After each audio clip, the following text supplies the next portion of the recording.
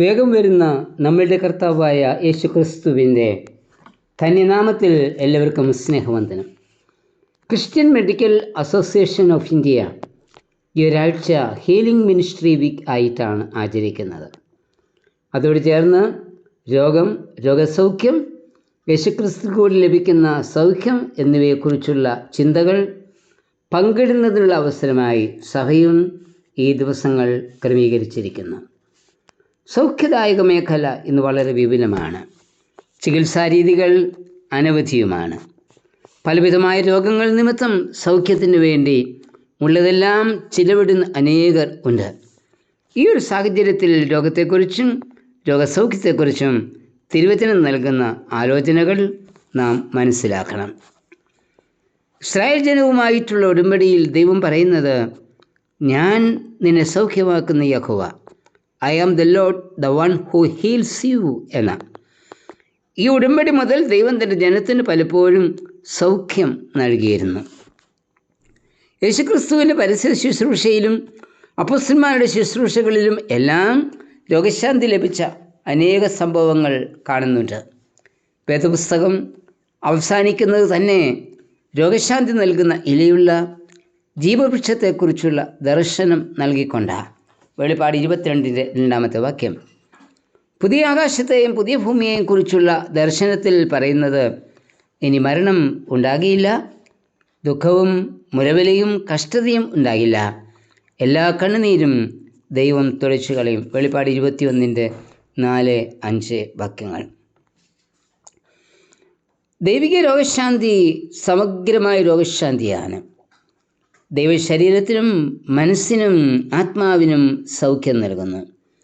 മനുഷ്യന് മാത്രമല്ല, ദൈവം ദേശത്തിനും സൗഖ്യം നൽകുന്നവനാ.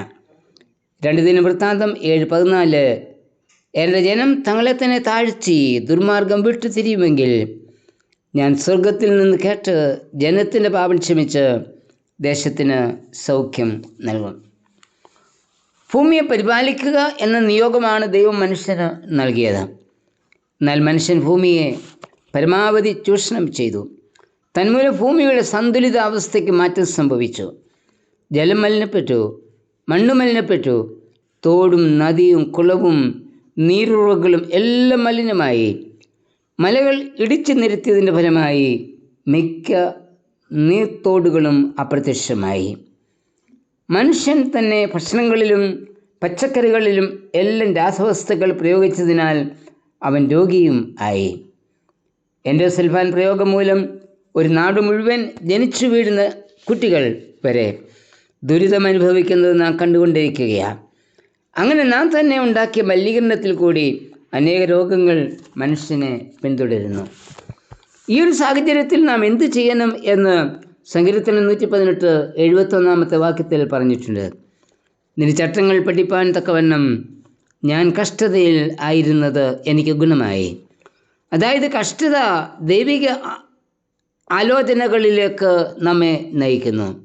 കഷ്ടത ദൈവത്തിൻ്റെ ആലോചനകൾ കേൾക്കുന്നതിനും ദൈവത്തിൽ പൂർണ്ണാശ്രയം വെച്ച് ലോകത്തിനു വേണ്ടി പ്രാർത്ഥിക്കുന്നതിനും നമ്മെ സഹായിക്കുന്നുവെന്ന സങ്കീർത്തനത്തിൽ പറയുന്നത്. ബലഹീനനായ മോശയെ ബലപ്പെടുത്തിയ ദൈവത്തെക്കുറിച്ച് പുറപ്പാട് 4-ാം അധ്യായത്തിൽ വായിക്കുന്നു. മോശ വിക്കനും തടിച്ച നാവുള്ളവനും എന്ന് അറിഞ്ഞുകൊണ്ട് തന്നെയാണ് ദൈവം മോശയെ ഇസ്രായേൽ ജനത്തിന് നേതൃത്വം നൽകുവാനായി തിരഞ്ഞെടുത്തത്. തൻ്റെ ബലഹീനതകളെ പറഞ്ഞുകൊണ്ട് ദൈവവിളി സ്വീകരിക്കുവാൻ മോശ വിസമ്മതിച്ചപ്പോൾ ദൈവം പറയുന്നത്, മനുഷ്യന് വായു കൊടുത്തത് ആർ? ഊമനെയും ചെകിടിനെയും കാഴ്ചയുള്ളവനെയും കുരുടനെയും ഉണ്ടാക്കിയത് ആർ?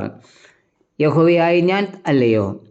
ആകയാൽ നീ ചെല്ലുക, ഞാൻ നിൻ്റെ വായോടുകൂടി ഇരുന്ന് നീ സംസാരിക്കേണ്ടത് ഉപദേശിച്ചു തരും. പുറപ്പാട് 4:11-12 വാക്യങ്ങൾ. നമ്മുടെ ബലഹീനതകളും രോഗങ്ങളും ദൈവം അറിയാതെ അല്ല. ബലഹീനതയിലും രോഗത്തിലും പതരാതെ ജീവിപ്പാൻ ഉള്ള ശക്തി നമുക്ക് നൽകുന്നുണ്ട്. ബലഹീനതയിൽ അമിതമായ കൃപ നൽകി നടത്തുന്ന ദൈവത്തെക്കുറിച്ച് 2 കൊരിന്ത്യർ 12-ാം അധ്യായത്തിൽ വായിക്കുന്നുണ്ടല്ലോ. തൻ്റെ ശരീരത്തിൽ വേദനയുണ്ടാക്കിയ അവസ്ഥയെ മാറ്റുവാൻ 3 വട്ടം പൗലോസ് പ്രാർത്ഥിച്ചത് അവൻ്റെ അവസ്ഥയ്ക്ക് ദൈവം മാറ്റം വരുത്തിയില്ല. എന്നാൽ ദൈവം പറഞ്ഞു, എൻ്റെ കൃപ നിനക്ക് മതി, എൻ്റെ ശക്തി നിൻ്റെ ബലഹീനതയിൽ തികഞ്ഞു വരുന്നു. 2 കൊരിന്ത്യർ 12:9. ബലഹീനതയിൽ ദൈവിക ശക്തിയായ അമിത ബലം നൽകി നടത്തുന്ന ദൈവകൃപ. രോഗത്തിനുള്ള വിടുതലല്ല, പിന്നെയോ രോഗത്തിലെ സൗഖ്യമാണ് പൗലോസിന് ലഭിച്ചത്. അതായത് രോഗം ശരീരത്തിൽ വഹിച്ചുകൊണ്ട് തന്നെ പൗലോസ് ദൈവശക്തി അനുഭവമാക്കി. പൗലോസ് പറയുന്നത്, ബലഹീനായിരിക്കുമ്പോൾ തന്നെ ഞാൻ ശക്തനാകുന്നു. 2 കൊരിന്ത്യർ 12:10 ബലഹീനതകളിൽ പ്രശംസിക്കുന്ന പൗലോസ്, ബലഹീനതകളിൽ ക്രിസ്തുവിൻ്റെ ശക്തി എൻ്റെ മേൽ ആവസിക്കുന്നുവെന്ന പൗലോസ് പറയുന്നത്. ഒരുപക്ഷെ ദീർഘനാൾ പ്രാർത്ഥിച്ചിട്ടും സൗഖ്യം ലഭിക്കാതെ നാം ഭാരപ്പെടുന്നുണ്ടായിരിക്കാം. എന്നാൽ കർത്താവ് പറയുന്നത്, രോഗസൗഖ്യത്തെക്കാൾ ഉപരി എൻ്റെ ശക്തി നിൻ്റെ മേൽ വ്യാപരിക്കുവാനായി ഞാൻ എൻ്റെ കൃപ നിനക്ക് നൽകുന്നു. കർത്താവേ, നിൻ്റെ ശക്തി എൻ്റെ മേൽ ആവസിപ്പാനായി നിൻ്റെ കൃപ എന്നിൽ ചൊരിയണമേ. ആമേൻ.